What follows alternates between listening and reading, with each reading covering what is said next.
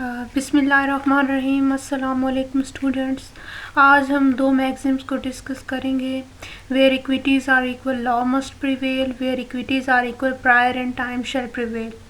So first of all हमारे पास जो पहला मैगज़ीम है वो है where equities are equal law must prevail. जहाँ पर इक्विटीज़ इक्वल होंगी वहाँ पर लॉ प्रिवेल करेगा। सो लेट अस सी कि ये लॉ कैसे प्रिवेल करेगा। मैं आपको ये एग्जांपल से समझाती हूँ। इसका एक सिंपल सा मतलब है कि जहाँ पर इक्विटीज़ आ जाएंगी और लॉ भी आ जाएगा तो जिस पार्टी के पास इक्विटी और लॉ दोनों होगा वो उसका क्या होगा, प्रिवेलिंग इफ़ेक्ट होगा उस पार्टी पर जिसके पास सिर्फ इक्विटी है। ठीक है। और इस मैगज़ीम का ओवरऑल ये नीचे वाले मैगज़ीम पर सुपर सीडिंग इफ़ेक्ट है, यानी ये जहाँ पर लॉ आ जाता है तो वो इक्विटी के साथ तो वो चीज़ प्रिवेल करती है। ठीक है, वो सुपर सीड करती है। सो पहले मैं आपको एग्ज़ाम्पल देती हूँ। ट्रस्ट की आपको पता है कि ट्रस्ट में एक डोनर होता है, एक ट्रस्टी होता है और एक बेनिफिशरीज होते हैं। तो ट्रस्ट डोनर जो है वो अपनी प्रॉपर्टी देता है for the benefit of beneficiary to the trustee. ठीक है, ये तीन लोग इन्वॉल्व होते हैं। अब ट्रस्टी जो है वो प्रॉपर्टी होल्ड करता है for the benefit of beneficiaries. वो ओनर तो होता है लेकिन इस प्रॉपर्टी का बेनिफिट किसको जाना होता है, बेनिफिशरीज को जाना होता है। तो इक्विटी ने आके बेनिफिशरीज के राइट्स को प्रोटेक्ट किया, ये हमको सबको पता है। तो देखते हैं एग्जाम्पल।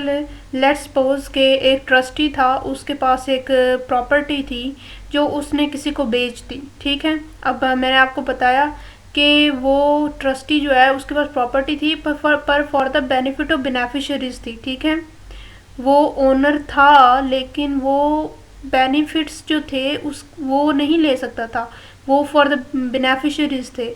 लेकिन फिर भी वो एज अ ट्रस्टी जो है वो बेच नहीं सकता था उस लैंड को।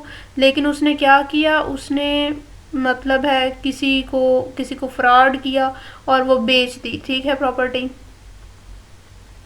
उसको ऐसा करना नहीं चाहिए था। ओके, तो फिर वो जो बोनाफाइड, लेट्स सपोज कि जिसने वो प्रॉपर्टी ख़रीदी, गुड फेथ में ख़रीदी, कंसिड्रेशन दी, उसको नोटिस नहीं था कि इस प्रॉपर्टी से किसी को बेनिफिट मिल रहा है, कोई इसके एंटाइटल टू मेंटेनेंस है, तो वो उसको हम कहते हैं बोनाफाइड परचेज़र।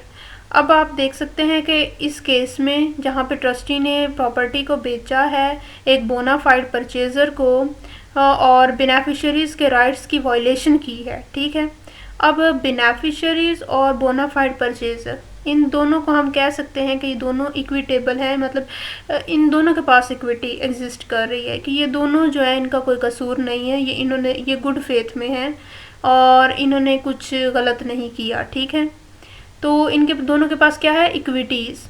अब इक्विटीज़ क्या है, वेयर इक्विटीज़ आर इक्वल, यानी बोनाफाइड परचेज़र के पास भी इक्विटी है और बेनिफिशरीज़ के पास भी इक्विटी, यानी दोनों के पास क्या है, वेयर इक्विटीज़ आर इक्वल, दोनों के पास इक्वल इक्विटीज़ हैं। तो लॉ मस्ट प्रिवेल। अब हमारे पास जो ट्रस्ट एक्ट का सेक्शन 63-64 है उसमें क्या है, उसमें बोनाफाइड परचेज़र को प्रोटेक्शन दी गई है कि अगर वो गुड फेथ में ख़रीदता है, सेक्शन 64 अगर आप उठाकर पढ़ें ट्रस्ट एक्ट का, तो उसमें लिखा है कि अगर एक बंदे ने गुड विल में ख़रीदी है without notice of previous transaction, यानी उसको नहीं पता था कोई ये ट्रस्ट का मामला है, he bought for a valuable consideration, यानी उसने पैसों की पेमेंट की है और फिर ख़रीदी है। ठीक है, तो फिर क्या होगा, फिर उसकी वो प्रॉपर्टी हो जाएगी। ठीक है, उसको वो प्रॉपर्टी दी जाएगी। अब बेनिफिशरीज़ का क्या बनेगा, देखें यहाँ पे जो बोनाफाइड परचेज़र था उसके पास एक तो इक्विटी थी, दूसरा लॉ ने उसको प्रोटेक्ट किया। कहाँ पर प्रोटेक्ट किया, सेक्शन 63-64 ट्रस्ट एक्ट में। ठीक है, वहाँ पर लॉ ने उसको प्रोटेक्ट किया। अब जहाँ तक बेनिफिशरीज़ की बात है तो अब बेनिफिशरीज़ कहाँ जाएंगे, वो अब जाकर ट्रस्टी से क्लेम करेंगे। ठीक है, लॉ ने प्रोटेक्शन दी बोनाफाइड परचेज़र को, उसके पास इक्विटी भी थी, तो जहाँ पर इक्विटीज़ इक्वल हो जाती हैं तो जिसके पास लॉ होता है ना, लॉ इक्विटी प्लस लॉ होता है तो वो प्रिवेल करती हैं। ठीक है, उसको उसका राइट मिल जाता है। अब जो दूसरी पार्टी थी बेनिफिशरी, वो भी जाके ले सकती है पर वो किससे लेगी, ट्रस्टी से जाके क्लेम करेगी, प्रॉपर्टी उन्हें नहीं मिलेगी अब। ठीक है, तो उम्मीद है आपको समझ आ गई होगी, बहुत ही सिंपल है। Where equities are equal law must prevail. अब दूसरा मैगजीम देखते हैं, where equities are equal prior in time shall prevail. अब इसमें कोई लॉ की बात नहीं की गई। इससे पहले मैं ये इसमें आप केस लॉज दे सकते हैं। पहले वाले मैगजीन में where equities are equal law must prevail, इसमें आपको मैं इंपॉर्टेंट केसेस बता देती हूँ। पिल्चर वर्सेस रॉलिंग का केस आप गूगल से सर्च कर सकते हैं। थॉर्नडाइक वर्सेस हंट का केस में इसमें भी ये था कि थॉर्नडाइक वर्सेस हंट में कि बोनाफाइड परचेजर था, तो उसने प्रॉपर्टी ख़रीदी थी, तो बेनिफिशरीज़ के क्या हुआ था कि उनके राइट की वायलेशन हुई थी, तो कोर्ट ने कहा to pay damage to the beneficiaries rather than those rights are also protected under the law. ठीक है, यानी बोनाफाइड परचेजर के उसको प्रॉपर्टी दी गई और बेनिफिशरी के राइट को भी प्रोटेक्ट किया गया। उसको कहा ट्रस्टी को कि तुम उसको डैमेज दो, लेकिन प्रॉपर्टी किसकी हुई? बोनाफाइड परचेजर की, क्योंकि लॉ में दिया हुआ था। अच्छा, नीचे जो है where equities are equal prior in time shall prevail, यहाँ पर लॉ नहीं है, यहाँ पे प्रायर इन टाइम का कंसेप्ट दिया गया है कि जहाँ पर सिर्फ इक्विटीज़ है ना, तो फिर हम क्या चीज़ देखेंगे? हम टाइम को देखेंगे कि पहले जो है पार्टी जो है किसके साथ इक्विटी करनी चाहिए, जो पहले आई। ठीक है, अब ये मैं आपको एक एग्जाम्पल से समझा सकती हूँ कि लेट्स सपोज ए के पास प्रॉपर्टी थी, उसने पहले वही प्रॉपर्टी बी को मॉर्टगेज की, फिर सी को मॉर्टगेज की, फिर डी को मॉर्टगेज की। अब जब राइट्स की बात आएगी कि पहले अब लोन किसको वापस किया जाए, तो फिर प्रायर इन टाइम, यानी पहले बी से लोन लिया था तो पहले बी को वापस करेगा, फिर सी से लिया था तो सी को वापस करेगा, फिर डी से लिया था तो डी को वापस करेगा। ठीक है, तो अब बिलफर्ज हम एक एग्जांपल और ले लेते हैं कि जहाँ पर प्रॉपर्टी ए जो है वो बी को मॉर्टगेज करता है, फिर सी को मॉर्टगेज करता है, फिर जाकर डी को उठा के बेच देता है। तो अब क्या होगा? अब डी ने क्या किया? प्रॉपर्टी ख़रीदी। अगर उसको नोटिस था कि ऑलरेडी प्रॉपर्टी मॉर्टगेज है तो वो प्रॉपर्टी ख़रीद लेगा और प्रॉपर्टी डी की हो जाएगी। लेकिन फिर वो मॉर्टगेज जो है वो पहले जिसका लिया था ए ने, बी का, वो ए बी से लिया था, मतलब है पैसे लोन लिया था, उसका क्लियर करेगा, फिर सी का वो जो है लोन क्लियर करेगा डी। ठीक है, तो ये प्रायर इन टाइम का इस तरह से कंसेप्ट एप्लीकेबल होगा, यानी जिससे पहले लोन लिया गया उसको पहले, यानी जिसका पहले राइट बन रहा है उसको पहले सेटिस्फाई किया जाएगा। ओके,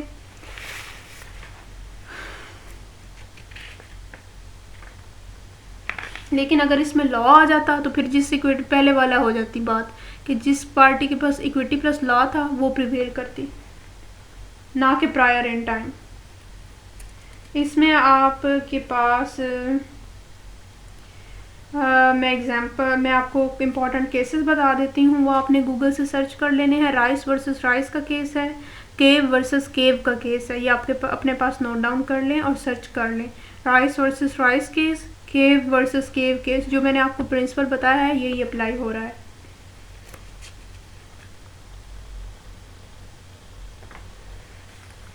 फिर आगे हम देखते हैं ट्रस्ट और वक्फ। आगे हम क्या देख रहे हैं कि ट्रस्ट क्या है और वक्फ क्या है। ट्रस्ट एंड वक्फ। तो सबसे पहले जो है हमारे पास ट्रस्ट आता है, तो ट्रस्ट को हम किस तरह डिफ़ाइन करेंगे? Trust act, English trust act 1882 जो है वो बहुत ही एक लेंथी डॉक्यूमेंट है। तो जहाँ पे क्या है, when transfer property for the benefit of beneficiaries it may be from one person to another, तो 2 पर्सन और मोर कैन बी इन्वॉल्व। इसमें 2 से ज़्यादा लोग भी इन्वॉल्व हो सकते हैं। मैंने आपको पहले बताया कि ट्रस्ट क्या होता है कि एक डोनर होता है, एक ट्रस्टी होता है और एक बेनिफिशरी होता है। एक बात याद रखिएगा कि जो डोनर है वो खुद भी ट्रस्टी बन सकता है। ठीक है, वो खुद भी क्या है उस प्रॉपर्टी का ओनर बन के उसको बेनिफिट जो है बेनिफिशरीज को दे सकता है। ठीक है, और वो चाहे तो किसी दूसरे बंदे को बना सकता है, या ज़रूरी नहीं है कि वो एक ही बंदा होगा। हो सकता है कि जो डोनर है वो एक से ज़्यादा हों, ट्रस्टी एक से ज़्यादा हों और बेनिफिशरीज भी एक से ज़्यादा हो सकते हैं। सो होंगे कौन कौन? डोनर, ट्रस्टी और बेनिफिशरी।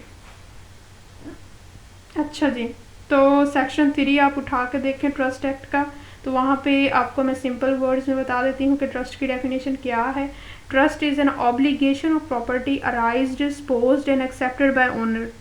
कि ट्रस्ट जो है वो एक ऑब्लिगेशन, किस चीज़ को हम कहते हैं, ड्यूटी को, ड्यूटी है of property arise supposed and accepted by owner, जो ओनर अराइज करता है, उसको सपोज करता है, उसको सपोर्ट करता है, उसको और एक्सेप्ट करता है, ठीक है ना, उसको सपोज करता है, उसको एक्सेप्ट करता है, उसको हम कहते हैं ट्रस्ट, ठीक है। इंग्लिश लॉ ट्रस्ट हमारे पास अवेलेबल है। तो अच्छा जी, आगे मैं आपको बताती हूँ। Trustee accept this duty, okay, कि ट्रस्टी जो है वो उसकी ड्यूटीज़ क्या क्या होती हैं, ठीक है। बट उससे पहले मैं, मेरे दिमाग में एक और पॉइंट आ रहा है इम्पोर्टेंट, वो मैं आपको बता दूं कि यस, सेलमन की वो डेफिनेशन है, trust is a curious instance of ownership. उसने ट्रस्ट को कैसे डिफाइन किया है सेलमन ने, trust is curious instance of duplication of ownership. अब इस चीज़ को आप समझ लें कि इसका क्या मतलब है। कहते हैं कि when ever a trust is created, trustee become legal owner, ठीक है, कि जब भी ट्रस्ट बनाई जाती है तो ट्रस्टी कौन सा होता है, लीगल ओनर होता है, ठीक है। He is holder of the property, he can not use property for himself, he has to use for the benefit of beneficiaries. अब वो प्रॉपर्टी होल्ड तो खुद कर रहा है, लेकिन वो यूज़ किसके लिए करेगा, for the benefit of beneficiary. तो ओनर तो वो है, लीगल ओनर तो वो बेशक है, लेकिन किसके लिए वो बेनिफिट के लिए काम करेगा, यानी वो प्रॉपर्टी किसके लिए वो यूज़ करेगा, for the benefit of beneficiary. Generally हमारे पास जो रूल ऑफ लॉ है कि एक सिंगल पर्सन जो है वो can be owner of a property, तो वो एक प्रॉपर्टी का एक सिंगल ओनर हो सकता है, लेकिन हम ये कह सकते हैं यहाँ पर कि लॉ ऑफ ट्रस्ट क्या है, वो एक्सेप्शन है to this general rule. Law of trust is exception to this general rule, कि यहाँ पे एक सोल ओनर बेशक है, लेकिन for the benefit of beneficiaries है, ठीक है। तो वो ओनर है, लीगल ओनर, लेकिन वो क्या है कि वो कंप्लीट ओनर नहीं है, ठीक है, वो द बेनिफिट ऑफ बेनिफिशरी है, ठीक है। इसलिए हम उसको कह रहे हैं कि ये एक्सेप्शन है रूल ऑफ लॉ से। जनरल जो रूल ऑफ लॉ है हमारे पास वो क्या है, single person can be the owner of property, लेकिन यहाँ पे क्या है, सिंगल पर्सन को लीगल वो क्या किया गया है, उसको ओनर बनाया गया for the benefit of beneficiaries, और यहाँ पे एक से ज़्यादा भी ओनर बनाए जा सकते हैं, इसलिए कहा गया है। इसलिए सेलमन ने क्या कहा था, trust is curious instance of duplication of ownership. यहाँ पे एक तो ट्रस्टी आ रहा है जो कि लीगल ओनर है, और दूसरा जो आ रहे हैं बेनिफिशरीज आ रहे हैं जो इक्विटेबल ओनर है, ठीक है, ये चीज़ आपने याद रखनी है। इस वजह से कहा सेलमन ने कि trust is curious instance of duplication of ownership, ठीक है। उम्मीद है आपको क्लियर हो गया होगा। फिर आगे हम ड्यूटीज़ देख लेते हैं कि ट्रस्ट एक्ट में ट्रस्टी की ड्यूटीज़ क्या हैं। ये आपको सेक्शन 11 से सेक्शन 22 में मिल जाएंगी। ट्रस्ट एक्ट अगर आप खोलें तो उसमें 11 to 22 ट्रस्टी की ड्यूटीज़ दी गई हैं। सो मैं आपको बता देती हूँ कि ट्रस्टी जो कि पहली ड्यूटी है क्या है, trustee protects the properties of, मतलब है प्रॉपर्टी ऑफ ट्रस्ट की जो प्रोटेक्शन है वो ट्रस्टी करेगा। फिर ट्रस्ट को जो पर्पस के लिए ट्रस्ट बनाई गई है उसको एग्जीक्यूट करवाएगा ट्रस्टी, ट्रस्ट डीड को एग्जीक्यूट करवाएगा, और उसमें जो भी ड्यूटीज़ दी गई हैं वो सारी एग्जीक्यूट करवाएगा। तो ट्रस्ट का जो है पर्पस को फुलफिल कौन करवाएगा, ट्रस्टी करवाएगा। मेंटेनेंस ऑफ प्रॉपर्टी कौन करेगा, ट्रस्टी करेगा। और protection of title, do not transfer ownership title, ठीक है, ये कौन करेगा, ये ट्रस्टी करेगा कि वो उस टाइटल की जो ओनरशिप है उसको प्रोटेक्ट करेगा और उसको आगे फर्दर किसी को ट्रांसफ़र नहीं करेगा, ठीक है ना, टू समवन एल्स। और किसी एडवर्स जो है वो किसी ऐसे बंदे को जो नहीं, मतलब ऐसे को नहीं ट्रांसफ़र करेगा जो ट्रस्ट को नुकसान दे, ठीक है ना। डोंट टेक एनी, मतलब है any step adverse to the transfer, कोई ऐसा स्टेप नहीं लेगा कि जो ट्रस्ट के एडवर्स में जाए, ठीक है, उसकी मुखालफत में जाए, उसके लिए अच्छा ना हो। और अगर उसके पास कोई पेरिशेबल प्रॉपर्टी है ट्रस्ट में, जैसे कि गंदम है, फूड है, स्टफ है, ग्रेन्स है, तो उसको चाहिए कि वो चीज़ें सेल करके उससे मनी ले और उससे बेनिफिट दे बेनिफिशरी को, ठीक है ना।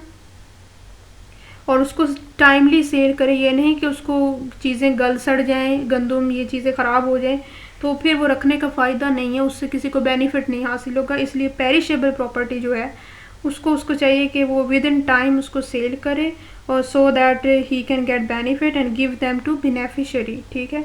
और फिर जो ड्यूटी है कि उसको एक्ट करना चाहिए एज अ प्रूडेंट मैन, और प्रॉपर्टी की केयर करनी चाहिए, इक्विटी। और फिर क्या है, फिर उसकी एक और ड्यूटी है कि इक्वेलिटी बिटवीन बेनिफिशरीज वो करे।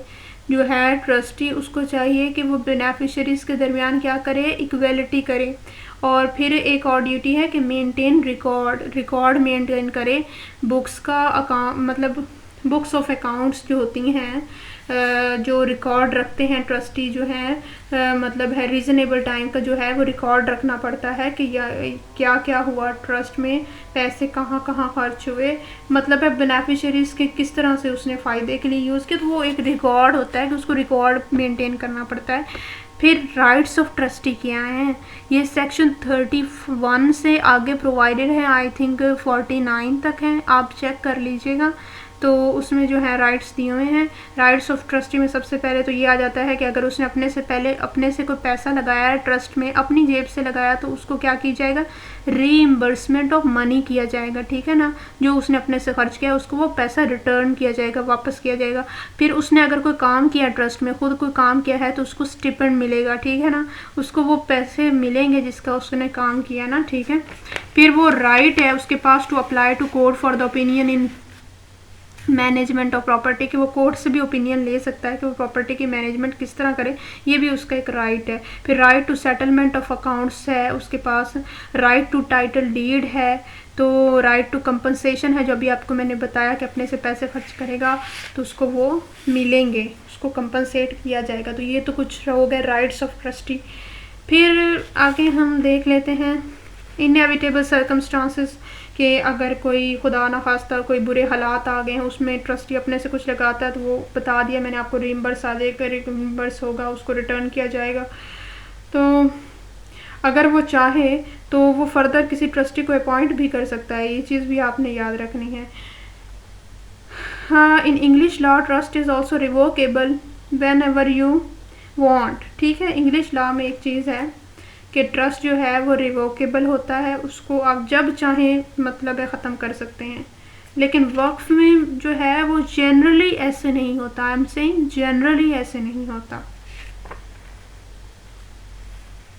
To the contrary we have Waqf Act of 1954। अब तो हमने पढ़ा ट्रस्ट एक्ट के बारे में, तो आगे हमारे पास इससे कंट्रेरी क्या है, वक्फ एक्ट ऑफ 1954। वक्फ का लिटरल मीनिंग क्या होता है, इसका लिटरल मीनिंग होता है टाइंग अप और डिटेंशन और स्टॉपिंग, यानी टाई करना, डिटेंशन करना, स्टॉप करना, रोकना, ठीक है। इसका लिटरल मीनिंग है वक्फ का। तो सेक्शन 3 क्लास 1 जो है वो डिफ़ाइन करती है वक्फ को। इसको किस तरह से मैं आपको बता देती हूँ क्या डेफिनेशन प्रोवाइडेड है। Permanent dedication by a person of something for public purpose. क्या बताइए, permanent dedication by a person of something for public purpose. अब आपने ये समझ लेना है, यहाँ पर जो समथिंग है वो प्रॉपर्टी है। प्रॉपर्टी जो है मूवेबल भी हो सकती है, इमूवेबल भी हो सकती है, ठीक है। अब जो ओनर है, वाकिफ़ है, person making the trust must be a Muslim, उसको मुस्लिम होना चाहिए। अगर वो वक्फ करना चाहता है तो लाजमी है कि वो मुसलमान ही वक्फ करता है ना, वक्फ का कॉन्सेप्ट मुसलमानों के पास ही है ना, तो उसको मुस्लिम होना चाहिए। प्रॉपर्टी जो है उसको चाहिए कि उसका मकसद बताए, किस मकसद के लिए वो कर रहा है, and it be according to the Islamic law, और वो मकसद जो है वो इस्लामिक लॉ के अकॉर्डिंग होना चाहिए, और रिकॉग्नाइज्ड बाय इस्लाम होना चाहिए, और कोई रिलीजियस या चैरिटेबल पर्पस के लिए वो कर सकता है। इमाम अबू हनीफा का क्या मतलब है, इस बारे में व्यू है, वो भी हम समझ लेते हैं। वो कहते हैं जी, waqf is detention of specific thing in ownership of wakif for purpose of charity और अदर गुड ऑब्जेक्ट, ठीक है। Waqf is detention of specific thing in ownership of wakif for purpose of charity और अदर गुड ऑब्जेक्ट। उम्मीद है आपको समझ आ गई होगी कि वो कहते हैं कि वक्फ जो है वो डिटेंशन है, या फिर टाइंग अप है, या फिर क्या है, रोकना है, यानी एक चीज़ को स्टॉप करना है, और स्पेसिफिक थिंग, डिटेंशन यानी रोक रहे हैं उसको, स्पेसिफिक थिंग को, इन ओनरशिप ऑफ वाकिफ, यानी वाकिफ की ओनरशिप में कुछ दे रहे हैं, उसको टाई कर रहे हैं उस प्रॉपर्टी को, किस पर्पज़ के लिए? For purpose of charity, charity के मकसद के लिए, और अदर गुड ऑब्जेक्ट, या कोई और अच्छा मकसद भी हो सकता है। 1913 जो है मुस्लिम वक्फ वैलिडेटिंग एक्ट 1913 हमारे पास है। इससे पहले क्या होता था कि जो ब्रिटिश थे वो जो है प्रॉपर्टी वक्फ नहीं करने देते थे। जब अंग्रेज़ों का दौर था तो वो कहते थे कि अगर किसी के कोई औलाद नहीं है तो प्रॉपर्टी गवर्नमेंट के पास जाएगी, ठीक है। इस तरह से उनको फ़ायदा होता था, इसलिए वो मुसलमानों को वक्फ नहीं करने देते। इसको प्रिंसिपल ऑफ एस्टेट भी कहते हैं, आप इसको सर्च करके पढ़ सकते हैं। यही चीज़ थी कि उनको स्टॉप किया जाता था कि वो वक्फ नहीं कर सकते। लेकिन फिर बाद में क्या है, इसको वैलिडेट कर दिया गया, ठीक है, कि बाद में मुसलमानों को ये हक मिल गया था। फिर इंग्रेडिएंट्स क्या है? अच्छा देखें, कैपेसिटी ऑफ वाकिफ़ क्या है, कि वाकिफ़ बन कौन सकता है। एक तो वाकिफ़ जो है वो, वाकिफ़ कौन होता है? वाकिफ़ ओनर होता है, प्रॉपर्टी जो वो वक्फ कर रहा है उसको वाकिफ़ कहते हैं। उसकी कैपेसिटी क्या होगी, उसकी एलिजिबिलिटी क्या होगी? नंबर 1 वो मुस्लिम होना चाहिए। Number 2 can be any gender, कोई भी जेंडर हो सकता है। साउंड माइंड का होना चाहिए, उसको मेजर होना चाहिए। Must be owner of property, property का ओनर उसको लाजमी होना चाहिए। ही, और जो उस मकसद के लिए दे रहा है वो रिलीजियस होना चाहिए, और उसका रिलीजन इस्लाम होना चाहिए, ठीक है। उम्मीद है आपको समझ आ गई होगी। तो वक्फ जो होती है वो परमानेंट डेडिकेशन होती है, ये नहीं होता कि थोड़े अरसे के लिए हम कर रहे हैं, ना, ये होती है हमेशा के लिए, और ये इररिवोकेबल होती है। ट्रस्ट जो होती है वो टेम्परेरी हो सकती है और परमानेंट भी हो सकती है, लेकिन वक्फ हमेशा क्या होगी? परमानेंट होगी। वक्फ का जो है सब्जेक्ट मैटर वो मूवेबल इमूवेबल प्रॉपर्टी दोनों हो सकता है। अच्छा, अब आप मुझे एक क्वेश्चन बताएं, undivided property can be a waqf? Tell me, कुछ माइंड में आ रहा है आपके? Undivided, I am talking about undivided property, ये वक्फ हो सकती है या नहीं हो सकती? तो इस पर डिफरेंट व्यू है। तो according to the Sunni can't be, Sunni कहते हैं जी नहीं हो सकती अनडिवाइडेड प्रॉपर्टी। अनडिवाइडेड प्रॉपर्टी होती क्या है कि जहाँ पे बहुत सारे हिस्सेदार होते हैं एक ही जगह की, तो वो उस प्रॉपर्टी की मैं बात कर रही हूँ। शिया सुन्नी कहते हैं जी नहीं हो सकते। शिया कहते हैं इवन मुशा, मुशा हम कहते हैं, इसी वो वर्ड यूज़ करते हैं, मुशा अनडिवाइडेड प्रॉपर्टी के लिए वर्ड यूज़ होता है ये। तो वो कहते हैं इवन अगर आपका कोई पोर्शन है ना और आप उसके मालिक हैं तो आप उसको वक्फ कर सकते हैं। Subject matter should be certain, ठीक है, सब्जेक्ट मैटर सर्टन होना चाहिए कि जो भी आपका पोर्शन है वो सर्टन है कि आप ही का है, किसी और का नहीं है, और आपको पता है कि ये मेरा पोर्शन है, ठीक है। Dedication must be in the name of Allah, ठीक है, डेडिकेशन अल्लाह के नाम पर होती है। और इफेक्ट क्या होता है वक्फ का? नंबर 1 वाकिफ़ ओनरशिप विल एंड, सबसे पहले तो वाकिफ़ की जो ओनरशिप है वो ख़त्म हो जाएगी जब वो वक्फ कर देगा। फिर हनफी लॉ का व्यू जो है यहाँ पर वो थोड़ी सी एक्सेप्शन क्रिएट करता है, वो कहता है कि नो, वाकिफ़ ओनरशिप कंटिन्यूज़, ठीक है ना, जो ट्रस्ट कर रहा है, मेकिंग ट्रस्ट जो पर्सन कर रहा है वो वाकिफ़ होता है, उसकी वो कहते हैं जी ओनरशिप कंटिन्यू रहेगी। बट शिया सेज, शिया कहते हैं नहीं जी वो ख़त्म हो जाती है, ठीक है। इसमें हमारे पास इंपॉर्टेंट जजमेंट है, वो आप देख लीजिएगा, 1994 SCMR page 149, 1994 SCMR page 149 SC case है, सुप्रीम कोर्ट केस है, ये आप देख सकते हैं। कंप्लीशन ऑफ वक्फ इसके बारे में बताया गया है कि कब होता है। सुन्नी कहते हैं the moment you declare dedication it completes work, कि जिस मोमेंट आप डेडिकेशन अपनी डिक्लेयर कर देते हैं उस मोमेंट में आपका वक्त कंप्लीट हो जाता है। और शिया कहते हैं डिलीवरी ऑफ पोजेशन मस्ट, कि डिलीवरी ऑफ पोजेशन मस्ट है, कि जब तक पोजेशन नहीं होती तब तक आपका वक्त कंप्लीट नहीं होता। तो जो भी है आप प्रॉपर्टी मॉस्क को दे रहे हैं, पुअर पीपल को दे रहे हैं, किसी ऑर्फन एज होम को दे रहे हैं, तो जब आप पोजेशन डिलीवर करेंगे तो शिया कहते हैं तब आपका वक्फ कंप्लीट होता है। लेकिन सुन्नी कहते हैं जब आपने कह दिया सो हो गया कंप्लीट। तो वक्फ की दो मेन किस्में होती हैं, पब्लिक वक्फ, प्राइवेट वक्फ। पब्लिक जो होता है वो उसको हम कहते हैं फ़ी सबीलिल्लाह, पब्लिक जो अल्लाह के लिए होता है, पब्लिक पर्पस के लिए होता है। और प्राइवेट जो है वो अपनी फैमिली के लिए होता है, इसको वक्फ अल औलाद कहते हैं, उसको वक्फ फ़ी सबीलिल्लाह कहते हैं। ये दो मेन इसकी काइंड्स हैं। फिर हम देख लेते हैं डॉक्ट्राइन ऑफ साइप्रस। ये डॉक्ट्राइन ऑफ साइप्रस क्या चीज़ है?